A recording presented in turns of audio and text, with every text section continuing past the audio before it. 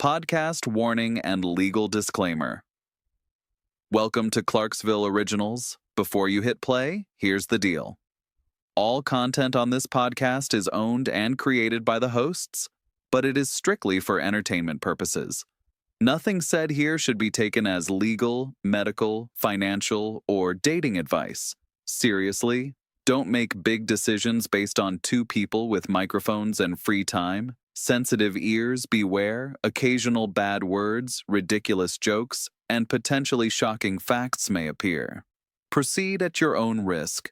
By listening, you agree that the hosts are not liable if you laugh too hard, snort coffee through your nose, or experience sudden enlightenment about Bigfoot. Now relax, enjoy, and remember, it's just a podcast, not a court deposition. Woo-hoo!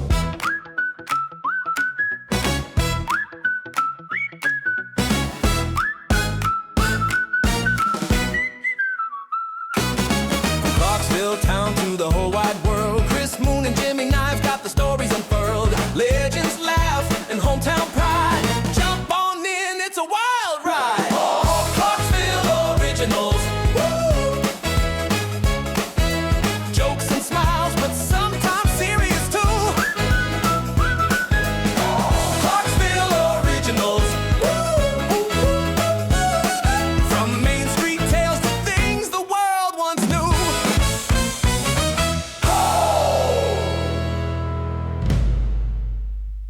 First episode of Clarksville's own podcast with Jimmy fucking Knives and one Chris Moon. The greatest. How are you doing today, Chris Moon? Just got busted open the hard way. Yeah, you don't seem excited. You're bleeding. Chris Moon is bleeding right now from the last episode of Eddie Brackett's, which Eddie should be the one bleeding with as shitty as he did last week with fucking teams. But Fucking shit the bed. it is Chris Moon. We might call you Chad. Okay, I'll start and stop again. We're going to go right into the death of the Humble Guys. We're going to start right off with this episode 1 of the podcast about how we already crashed and fucking burned on the Humble Guys. How the premise of the Humble Guys, which was to break up political fights and kind of take the hardline stance of standing right in the middle and trying to get people to stop being assholes to each other. That crashed and burned pretty quick due to the Political environment that we're now in. Yeah, to put it fucking lightly, the handful of incidents that have happened recently in the political scape, it's literally impossible to get people to quit fighting, and it's almost to the point of ridiculousness. What's your take on this, Chris Moon? Oh, it's sad. I mean, it's the first thing we put we put in stair steps. We built it up. You know, it sucks. Doe was one of the original members of Humble Guys. He was the first person we called him, and he was like, is it a white supremacist group? And I was like, I don't think it's going to be. And he's like, even if it is, I'm in. You know? So that's how on board Doe was. Right. So it was really sad to see that the middle is dead. There's no... And everybody loves a good middle. I mean, let's just be right, people. Let's go back to the Sarah middle. Smith was the first female Humble Guy. Yep. We had more than just one. There was a different Sarah that did not want to be a humble guy. She thought the entire fucking premise was stupid. And it was a bold idea to try to get people to stop fighting. So I had specific people on each side of my friends list that I thought if I could just get them dancing in the streets to a little kumbaya, we might be okay. Right. I mean, it was a great idea. It was just like, hey, this is so silly, this side, you're too far on this side. If we can just come to the middle and go to Resh's and get a good cheeseburger and laugh at it all, it's going to be great. And now we're to the point where we got pitchforks and knives and everybody's going to, want you to clean up their trash for them. To be clear, we threw the towel in at the first sign of resistance. In typical us fashion. Like, as soon as we realized, oh, fuck, this isn't working, we're out. Well, we are all the way out.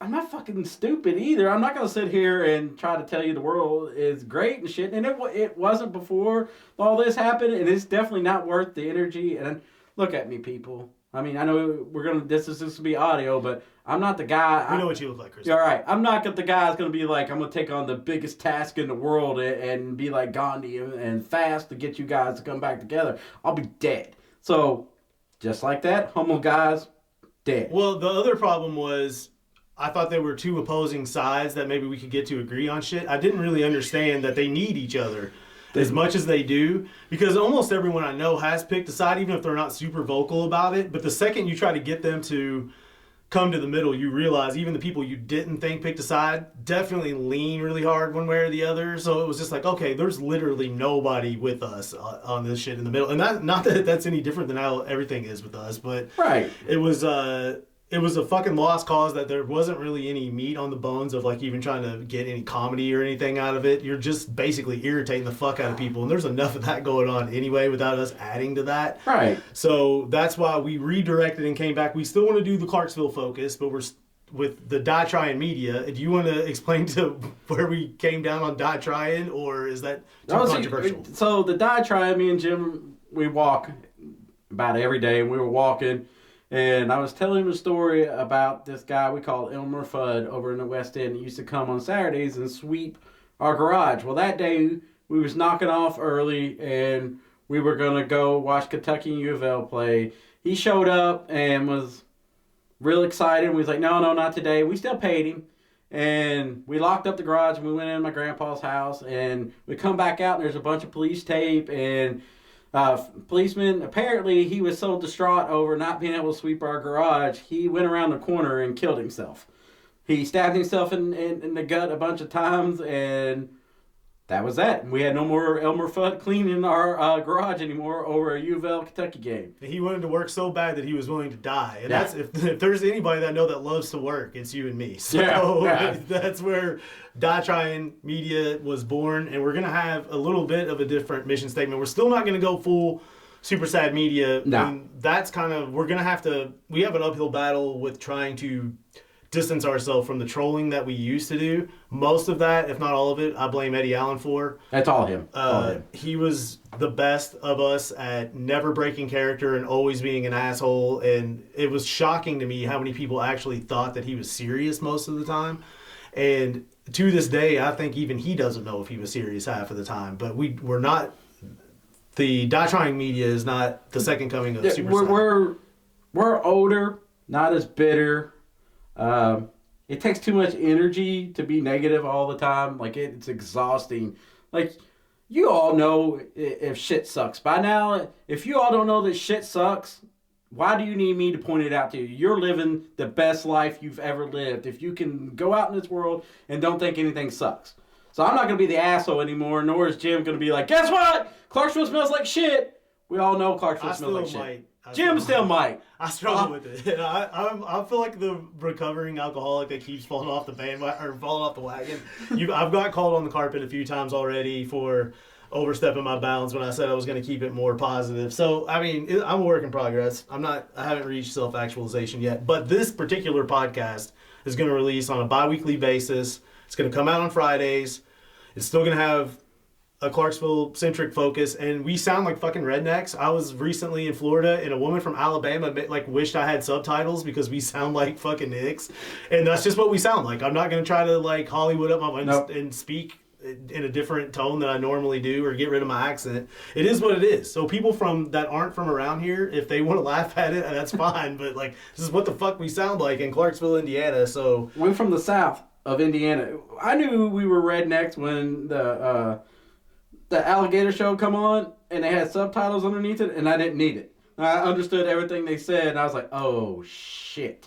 I was talking slow, and she literally asked me to repeat myself 3 different times, and I was like, and oddly enough, the short amount of time I spent in Tennessee, I tried to develop a Tennessee accent, which is basically just to slow shit down, and this chick was from Alabama, which is even slower, and couldn't understand what I was saying, so...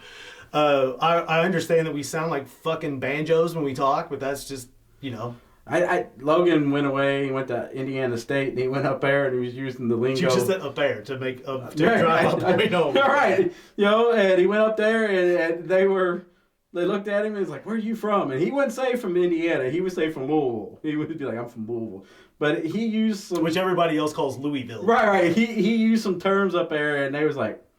They didn't know what he's talking about. He said it was definitely weird how further north they got and how, the different accents are. Around here, we have weird accents. Odd being, we're going to mention you, Odd. Odd has the weirdest accent of any person. She's a Valley Amish girl. She sounds kind of like she's from Minnesota, but she also... She sounds like a Valley girl trying to be Amish. Yeah, like, I'm going to go church some butter. She got called out on the Amish thing last week. I'll tell you the story about me meowing at a Mexican guy.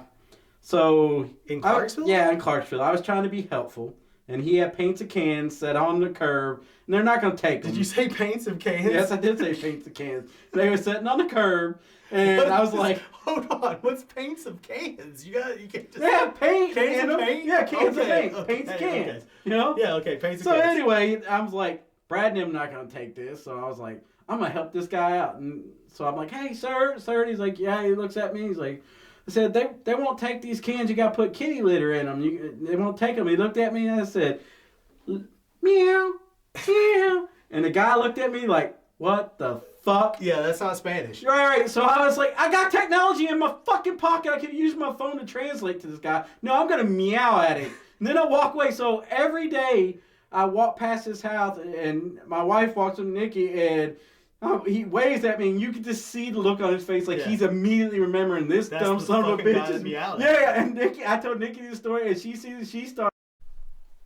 Okay, Chris Moon, this one has been a sore subject this week, and I'm not going to call Eddie Allen out for fucking just absolutely stealing something off of the Jimmy Knives blog.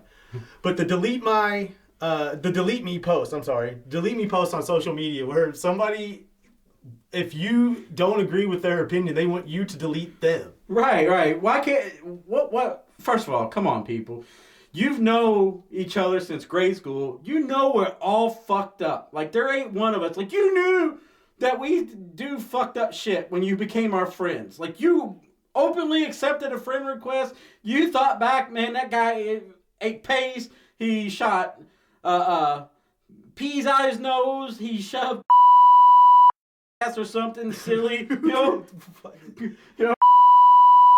But it happened to the poor guy. Fucking Pat them got him. Hacho? The shredders got him. Shredders Down by the okay. locker room, and that poor guy. But you accepted Hacho's friend request because you're like, Hacho's pretty cool. He plays the piano, plays the fucking guitar, and says silly shit. I'm not going to call out specific individuals for doing this, but these are people that I actually really like. A couple of them that did this, and I was fucking shocked that.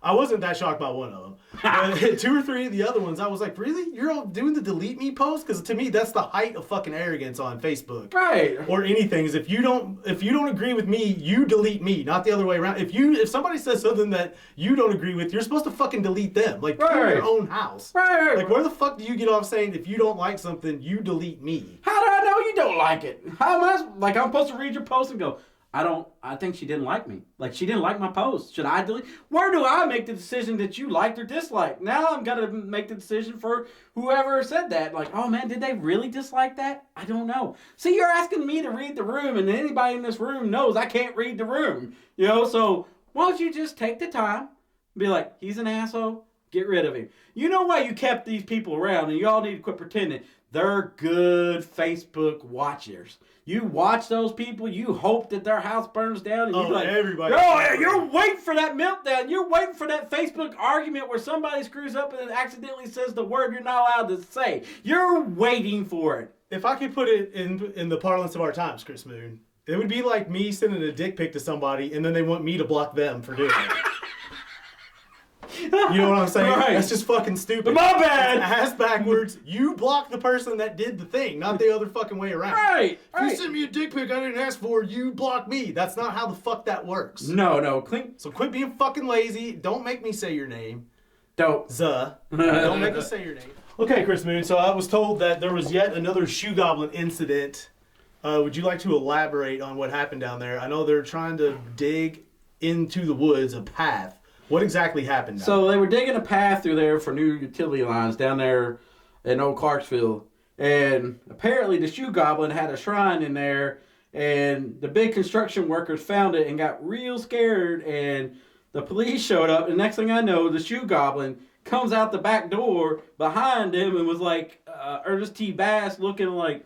And all of a sudden he was gone.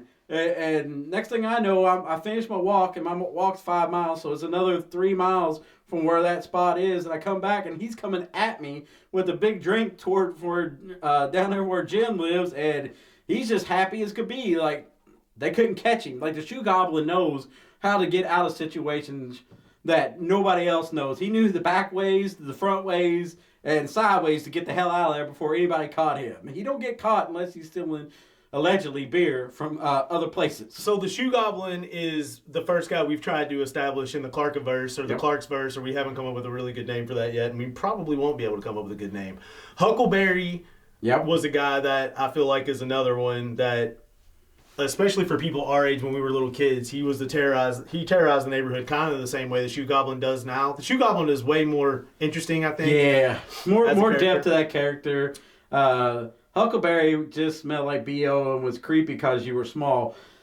If you're a grown adult, like he was like 5'3", 5'6", you would tire over him, and he probably weighed 100 pounds at the most. And he was creepy when you were little because he had a cane and he'd just come out of nowhere on you, you know. The shoe goblin, like, he might stab you. Like, he's a loose cannon. You don't know he's got a clear backpack, and I still don't know what's in that clear backpack. Like, I've tried to get a good look at it. Do you have any ideas in that backpack? No. Yeah. Stolen beer mostly. Mostly stolen. But, I mean, you can't get a good look in there. Now, you know? when I was a kid, I had a run-in. We used to walk to school with a man by the name of Mike Mitten.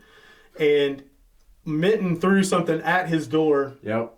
And got his attention, and he came out and he yelled at us, and we ran away, and then we came back around and asked him who did it, and he didn't remember us, and he thought it was 2 Asian kids. Now, this was 3 white children that threw rocks at his door, his garage door, when he was in there. So, I mean, we did torment this poor bastard. It was 100% on us.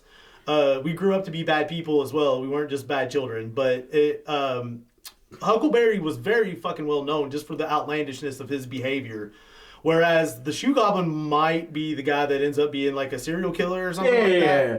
So the thing with Huckleberry is my mom grew up here, and she told me they told her at the school that he diddled kids and did things. Oh, and, shit. Yeah, like I asked my mom, was like, because my mom was still like, she's still terrified of him.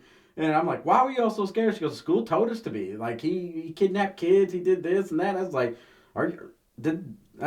that's the times you can say stuff like that. We should have been more afraid of him than we were. Right. The bad kids in old Clarksville back in the day were, I mean, the class of 96 still, they're fucking terrorists. Every goddamn one of them. Even in adulthood, these people still scare the shit out of me. And most of them were the ones behind the terrorizing of Huckleberry. But when you go over to Louisville, you see on the side of buildings all the time, the so-and-so's Louisville, the white rapper, I can't think of his name. What's that dude's name? Harlow? Jack Harlow. Jack Harlow. Diane Sawyer. Ollie, of course. I think Jennifer Lawrence is probably on there. I haven't found her yet. But I have had this idea that we need to do the same thing in Clarksville. Let's say, like, on the side of Kratz, we have, like, Rick Byers, Clarksville, and, like, people that are legends. Huckleberry would be one.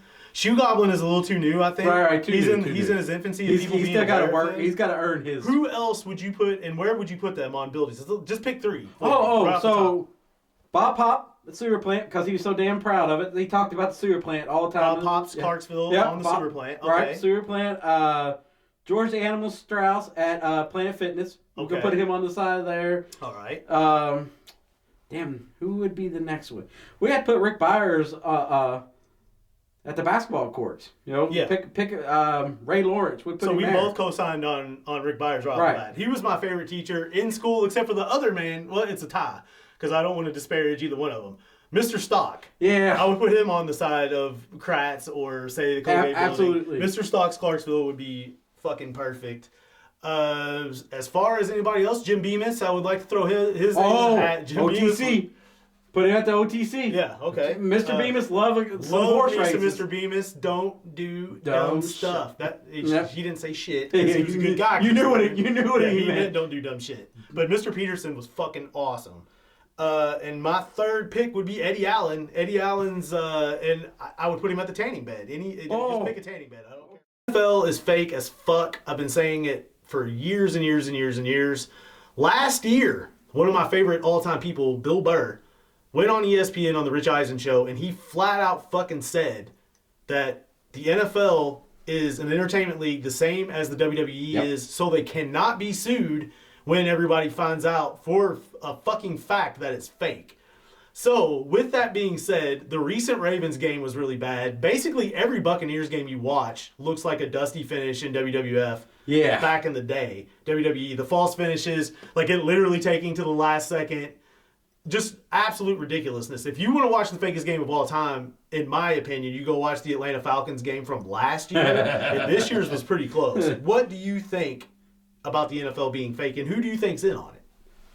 Oh, so if we're going to go top to bottom, since gambling's gotten so big, it's really been... So if we go NFL, I feel like it is the owners and everybody and the bookmakers are really moving the line. And also you're trying to... Content's king. TV's more important than asses in the seats. You're seeing it across the boards. Ticket prices are going through the roof. It's pricing out to the elites. You know, they're using what I call the NASCAR model. NASCAR used to be the good old boys, bring your beer, bring your brats, bring everything. You can have the best time in the parking lot. You can go in there and bring your own beer, $5. And now they don't care if anybody's in the stands. Only thing they care about is making content and selling it on TV. NFL, all they care about is keeping you watching to the end. They need that Nelson rating score or whatever it is to be high all the way to the end. That way they'd be like, look, we got this number, we're moving this X amount of product. It's about the product and not the game anymore. There's no integrity. It used to be always about the integrity of the Shield. The Shield don't mean nothing now. The other thing that I've noticed, and this again is a lot like professional wrestling, the beginning and middle and even 3/4 of the way through the NFL game, much like what they call walking and talking in the WWF or WWE, where that part doesn't matter as much. They get their shit in, doesn't really matter. But if you'll notice at the end of NFL games, the last 4 or 5 minutes, like real crazy shit starts happening. Stupid ass fumbles, missed extra points, just the dumbest fucking thing. Like the other night, the block in the back, which is the most obvious block in the back I've ever seen. The flag was thrown, and then old boy got all the way down the field and they picked the fucking flag up. It was one of the fakest things I've ever seen in my entire life on NFL. But they always want to make the end of the game. If you take it back to the moment that Lamar Jackson shoved the fan in the stands, that was the moment that all the fake shit started happening in that game, where suddenly like King Henry can't hold on to the fucking ball anymore. Like the guy he's barely fumbled in his career, and all of a sudden, like in one of the biggest games of the year, even though it was the opening, they're trying to get revenge, and this motherfucker just forgets how to hold on to the ball. It's just goofy shit like that. So King Henry, the next game, only had 23 rushing yards. Yeah. So they went out of the way to make sure, be like, dude, this has to stay the story. You shit the bed in the end, and it keeps going. You know, there's a narrative there. The same thing with you talking about the Colts.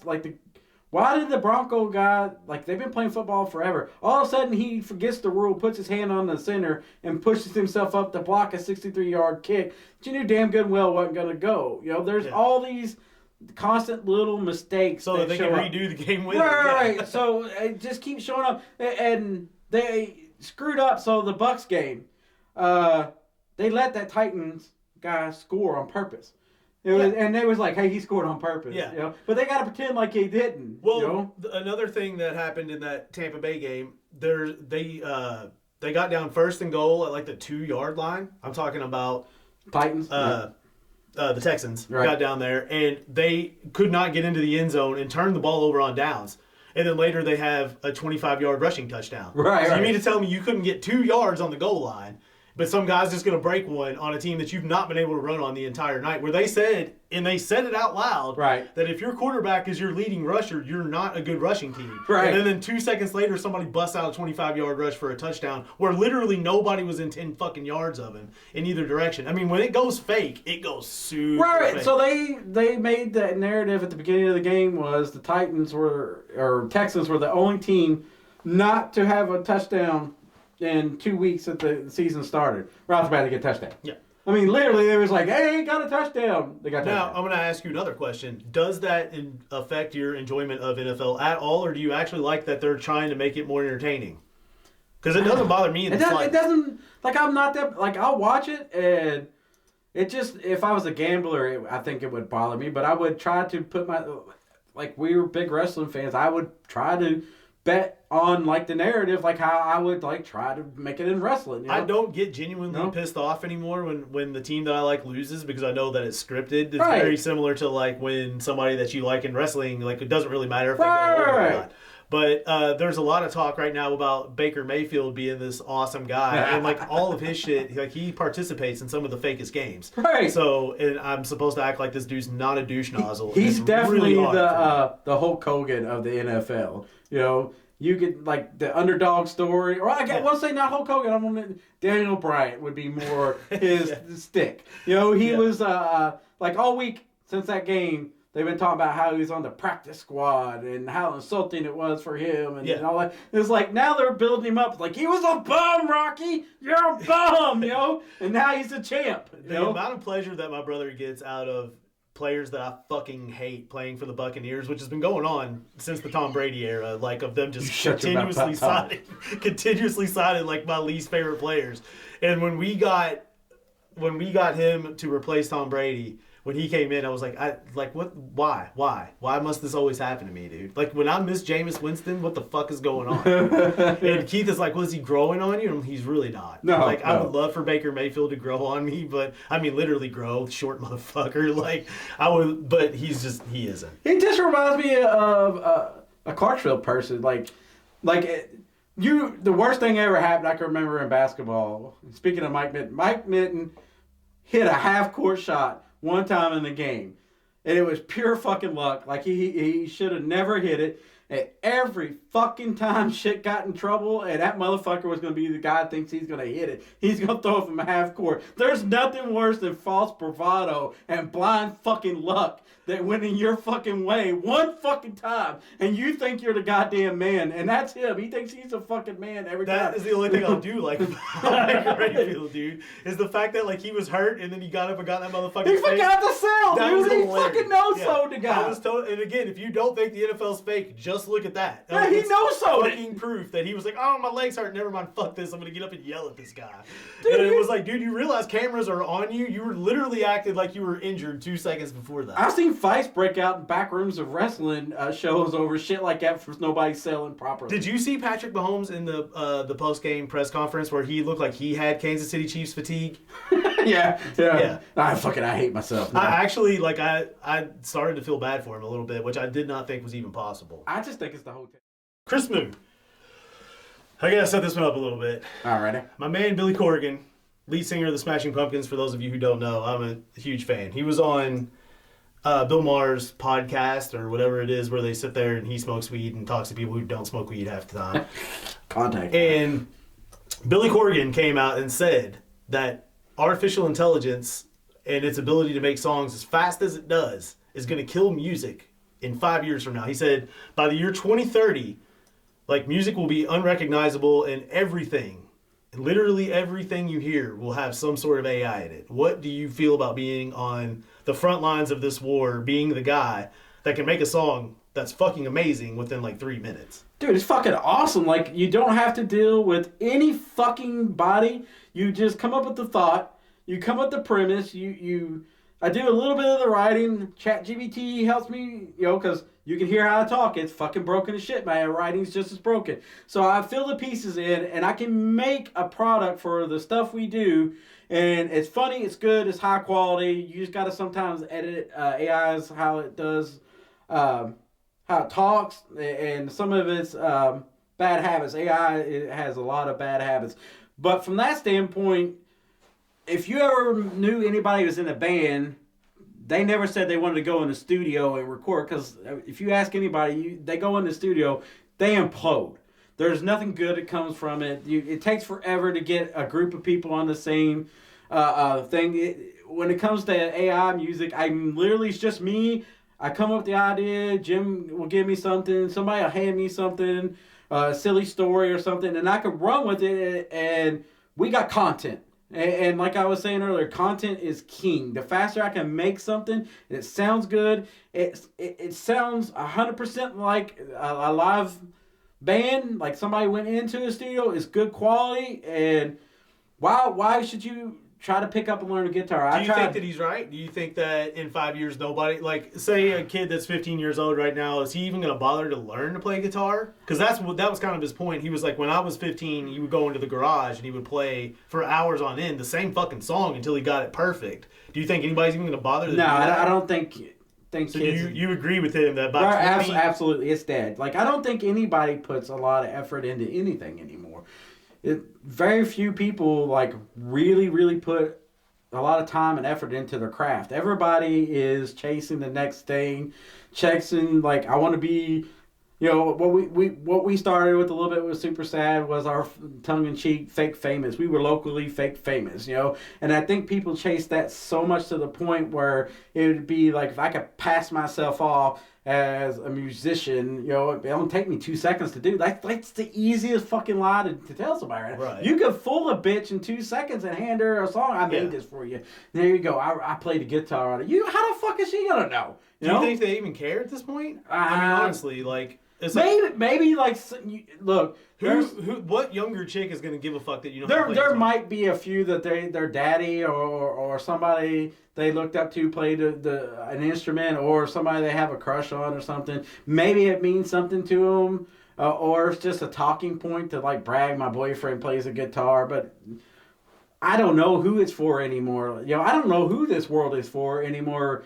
But as far as AI music goes, it's fucking amazing. It's fun.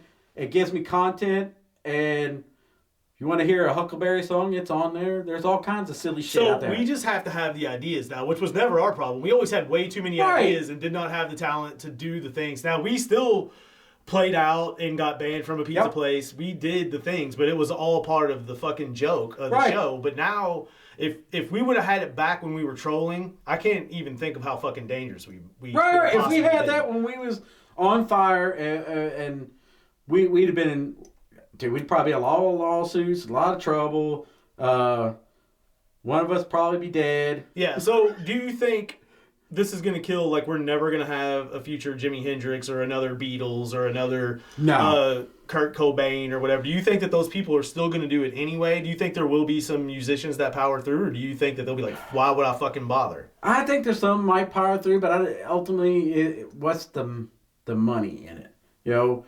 What am I going to get back? You know, the music is so weird now. Like the country music is like rap country music now. It's all strange and like nobody, like I don't know who it was, but somebody jumped the fence to fight another redneck dude, and the other dude was like, he didn't fight him. Like, if you'd have jumped the fence at any time with Hank Williams or anybody, he would, you had a bunch of Uncle Roz, they'd be like, hell, son, let's go. And the guy's excuse was, I didn't want to go to jail. Well, you didn't tell on the guy to go to jail. You fought it out, and he was like, okay, we fought it out. And whoever fucking won, we drink beer, move the fuck on. Transversely, do you think that there will be really awesome people that get famous that never would have gotten famous if it wasn't for AI because they have good ideas and they're funny, but they don't know how to fucking do it? Oh, yeah.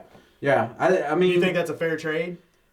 And I know you're a little bit biased. Right. As a guy, we hang around, we come up with a lot of stupid ideas, and to be able to make them, like, there was an idea, it literally was like, Eddie came up with it. It was the rap song for the end of the Eddie Brackett show. Before he got it out of his mouth, I had it written and was almost done with the music part of it, and we had it. You know, that's awesome for us, you know, because we don't work well with other outside people. Yeah. We tried to work with musicians. We did. We honestly did, but you guys are more douchier than we are. And we're douchey as shit. That's saying a lot. Yeah, you all out-douched us. So you took one of my blog entries, the Walking Up That Hill blog entry, and you put it into a song, and like the Audrey's reaction especially, but my brother, a couple other people were like, dude, that's fucking hilarious. If I would have tried to get an actual musician to sit down and do that, the amount of communication that the two of us would have had, right, and the arguments we would have had, the amount of time that, I mean, it's a long fucking It's been 3 months.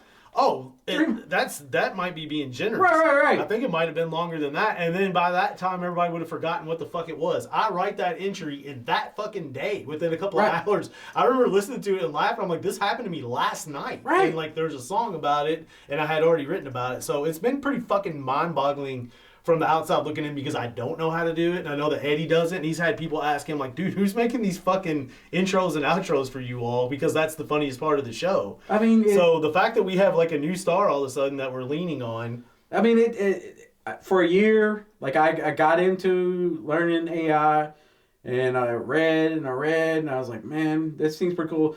And it's like when web first came out, it was like, you had to know the nuts and bolts.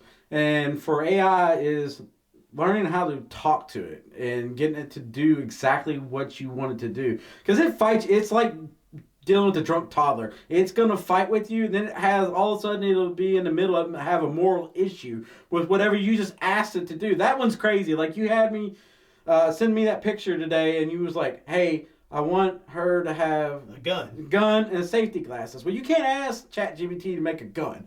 And it's like, oh, Lord, no, they don't exist. That's a violation. So you have to figure out how to coerce this model to do what you want. So basically what I did was went and found the name of a Star Wars gun and put the name of the Star Wars gun in. So that didn't trigger nothing, and then everything's good. So they'll steal an IP, but they won't. Right, they'll steal an IP. You That's give it fucking hilarious. You give it the title of the gun, and it was like, oh, I know what that is. That thing's cool. That's yeah, But if you put the word gun in there, I put blaster at first, and it made it where she was holding it in her left or right hand, but holding it like she was holding it in her left. Her wrist was unnatural. Yeah. I was like, oh, that's easy to fix. And I said, fix the blaster into the right hand. And all of a sudden, it had a moral issue with it. It's like, no, I can't do that. Yeah. That's a gun. Yeah, it's fucking ridiculous. It's funny with the things that I ask you to do that you can do right off the bat, and then other times I'll ask you to do something like, we can't do that. I'm like, that seems like 10 times more simplistic than the other thing. It is. I mean, it has this weird moral code. When we get around that, like, how far off do you think we are from actual robot girlfriends that learn that where we don't need actual real women anymore? It's probably going on in Japan or China somewhere right now. But how long before I can go to Walmart and get one at a reasonable price? 5 years, 6. 5 years? Yeah, you say about 2030? Yeah. Wow. Well, all right, Chris Moon, this is going to be the end of our very first show, our pilot. Let everybody know it's going to be on Fridays. Let us know if you liked it. If you didn't like it, that's fine too. Keep those fucking opinions to yourself. I don't fucking care. If you got a topic? No, they can. I don't. Yeah. So on the Right, look, you can give us ideas on the Clarkverse. Who you would put in? Who is your person that you're like, man, they need to be there, And we'll see what we can do. John Sloan, I feel like, is another one that he's. They were talking about some of his wrestling exploits the other day, and it was some fucking awesome. So should we put me and Eddie on the side of Jammers? Oh, yeah, absolutely. Like a Hulk Hogan, like mural. Yeah. Yes, absolutely. Don't forget. I wouldn't even be opposed if the old Green Tree Ford was there to put Burr and Kent on the side of that. But yeah, we'll see you in 2 weeks. All right. We won't see you, but